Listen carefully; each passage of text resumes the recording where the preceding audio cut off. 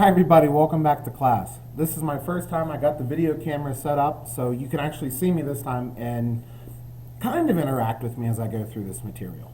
So what we're going to be learning here are properties of matter. You should have read this in the CK12 2.2. This is going to be our first topic in actual physical science. And remember, physical science is looking at studying the interaction of matter and energy. And this will be our first thing, and we're looking at the matter. This is actually going to be the chemistry portion of our course. If I can get this to work. There we go. So with properties of matter, there's two different kinds of properties. There are physical properties. I'm going to point one way and it's going to look the other on your screen. Physical properties of matter and chemical properties of matter. The one we're going to be studying in this section is going to be physical properties of matter. The chemical properties of matter will come after this. But a property is any characteristic that can be used to identify and describe matter. And we're saying matter here, but you use properties to describe many different things. If you have a favorite truck that you want to buy one day, you probably could be very descriptive of it, what it looks like, what color is it, what type of engine is it, what type of tires are on it. All of those would be properties of that truck. If you are describing a beautiful scenery, what you're describing is properties of that scenery, the colors, maybe the smells, maybe how bright it is, maybe the different types of trees. All of those would be properties of that scenery. So I may have to move myself around here a little, but for any physical property of matter, it is a property that can be measured or observed without matter changing directly to an entirely different substance. Meaning, for example, down at the bottom here, we have a rose and ice cubes, and I have different things about them. Where the rose, it is red, the leaves are green, it has little mass, it'll float on water, it smells nice. You could go on to say it is made of organic material. It has a very specific mass. You could, maybe 20 grams. You could say, figure out what the volume of it is. You could say it has thorns on it. You could say that the petals feel very soft, the leaves feel smooth, maybe they feel waxy. But in all of those descriptions, the rose is still a rose. No matter what you do to it, as long as it doesn't change, and what you observe with it, as long as it doesn't change, it is a physical property. And the same goes with the ice cubes that are there. With the ice cubes, I have written down the ice is cold, the ice is wet, the ice is colorless, the ice is clear, the ice is solid. You could go and say it is square shaped. If you get ice from an ice dispenser at your house, maybe it's crushed ice. Maybe it's the little half oval looking ice. You could say the ice is translucent, it is transparent, it is opaque. It is smooth, it is bumpy, it has rounded edges. You could keep going on and on and on and on about the rose and the ice. And no matter how much you describe it, as long as it doesn't change, that is a physical property. Now, with physical properties, you can usually detect them with your five senses. We're talking sight, taste, smell, hearing, and touch. When you say something feels smooth, it feels soft, it feels fluffy, it feels fuzzy, it feels rough, it feels bumpy, that's your sense of touch. When you're seeing colors and shapes and things like that, now we're talking your sight. Smell, you'll see later here in a little bit, properties, a type of property would be odor. Odor doesn't have to be something that smells bad. A rose smells nice, but in science you're going to hear me call it an odor, or I will ask you what type of odors do you smell? Or you could just simply say for you, what do you smell? Does it smell sweet? Does it smell bad? Does it smell bitter? Does it taste bitter? Does it taste sour? Does it taste sweet? Does it taste hot? All of those are properties that you're using your senses for. And that's how you usually work with the physical properties. You have others where you will be measuring, and you have measuring devices like mass, volume, height, length. You could say area, perimeter, all of those, circumference, all of those are properties of an object or a substance, but you need to measure them, and you're not only using your senses there, you're using a measuring instrument to help you. So I'm going to move my little self here, up here, and these are different physical properties. Now, are these, the ones that I have listed in these notes, Are they the only ones? No. Are they some of the most common ones that you're going to see, or are they new ones that I want you to know for sure? Yes. When you're looking through this list, I have up here color, size, texture, shape. I don't have anything written for them because the color of something is just the color. The texture of something is the texture. Is it smooth? Is it soft? Is it fuzzy? Is it hard? Is it rough? Is it bumpy? Is it gritty? All of those are different textures. For example, cell phone screen. You could say it is smooth. That would be the texture. Your finger just glides over it. There's no bumps. You could say something is bumpy. Like this cloth here, it has these little bumps on here. You could say it's soft, but it also has some bumps on it. That would be the texture. The shape of something. This broken piece for my ID badge, it is circular. That would be the shape of it. That's a physical property. And then for color would just be, this notepad is orange. That's a physical property. You're describing it. Other things like magnetic. Being magnetic, and I think if I can do this without knocking you over, being magnetic would be a property of matter, and some things are magnetic while others are not. So what we have here, if I don't hurt myself, are neodymium magnets, very strong, powerful magnets.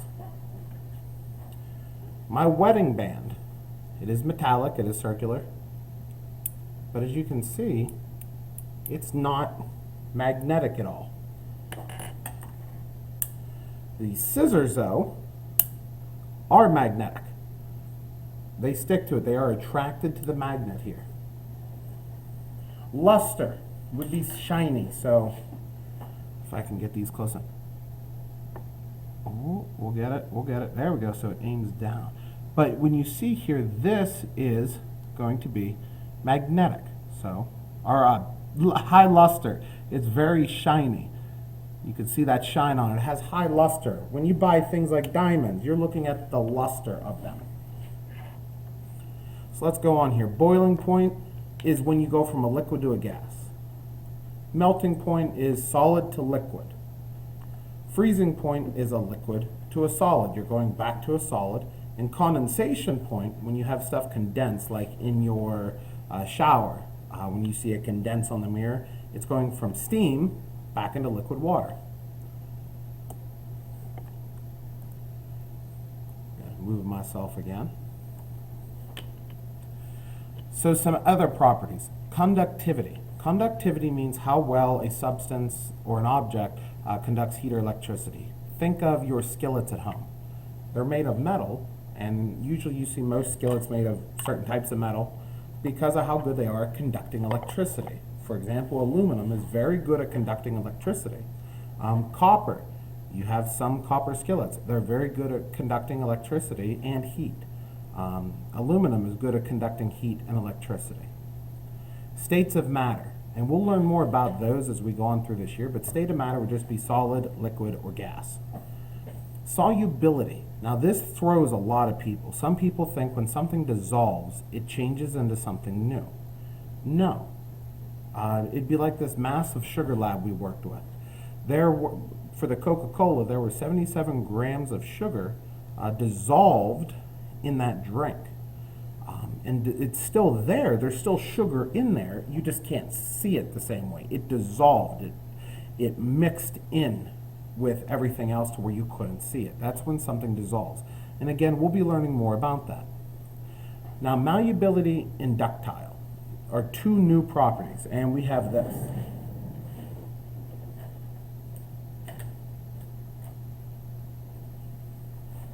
If I can get them, we're working on it. Here we go. So what we have for malleability and ductile. Malleability, or something that is malleable, is something that can be hammered or flattened into a sheet. Most of the time you see this a lot with metals. So over here I have aluminum. I got an aluminum sheet here, and here I have copper.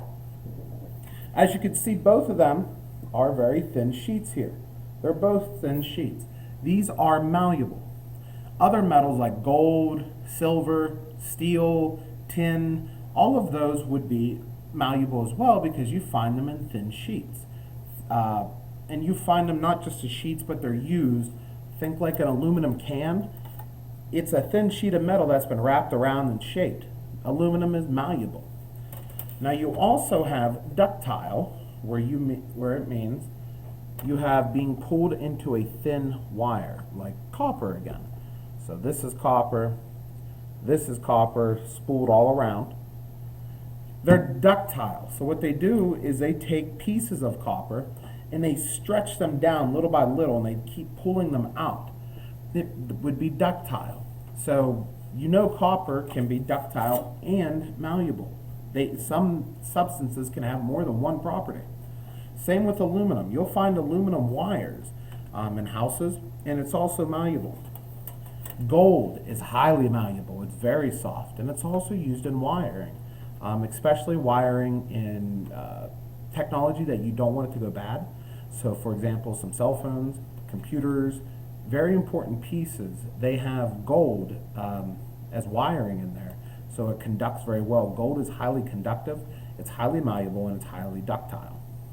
Other metals out there like iron, it's malleable to a point, but it's not very ductile. You don't find much iron wire because it's so brittle. Iron is not very ductile. So when you see those, and I'm asking you what the difference between them are: malleable, thin sheet; ductile, pulled into a thin wire. Now we go on to three others here: opaque, translucent, and transparent. Opaque means you can't see through it. So you can't see my face right now. This piece of copper is opaque. Opaque means you can't see through it. No light or anything passes through. Translucent. When I think of translucent, a lot of times I think stained glass windows like you would see at church. Translucent means you can see objects or shapes or general things behind it, but you can't see a detailed object. When you go to church and someone walks by the stained glass window, you could see it's a person. It kind of looks like a shadow, but you can't tell who really. The stained glass doesn't let all the detail through. The other example I have is this measuring cup that I have in back here. You can't see me through it. You can kind of see me moving behind it. You can see the general shapes. You can kind of see my hand moving, but you can't make out me. Even when I put my hand inside to take away a layer, you can see my hand, but you can't make out detail. I have a test tube in here with a number on it, and until I bring it really close, it's hard for you to make out the number. You can't see detailed images, but light will pass through.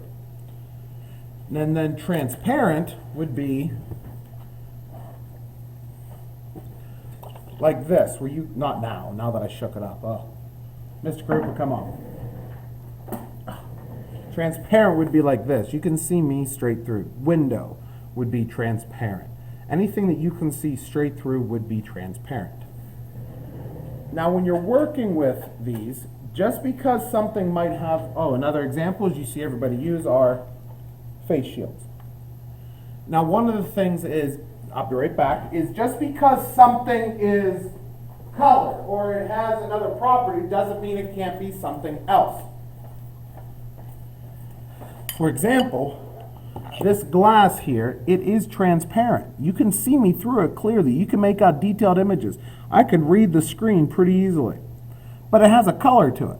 So just because it has a color to it doesn't mean that it wouldn't be transparent. Density is going to be the amount of matter in a specific volume. That's going to be our next topic we go into. And the last one is going to be viscosity.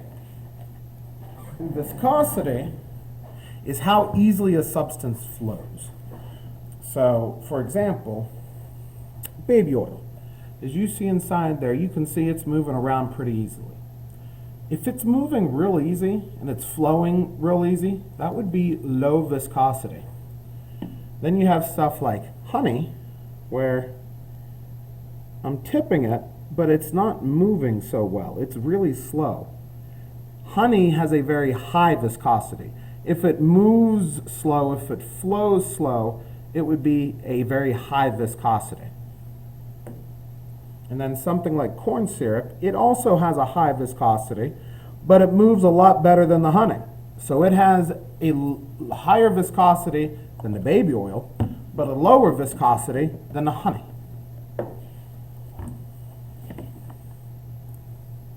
Then the last little thing here is just me showing examples of some of these newer properties like transparent, translucent, opaque.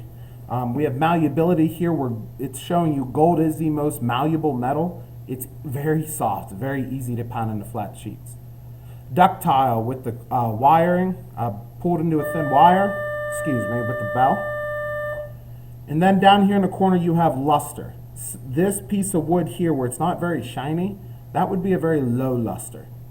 Where it's very shiny would be high luster.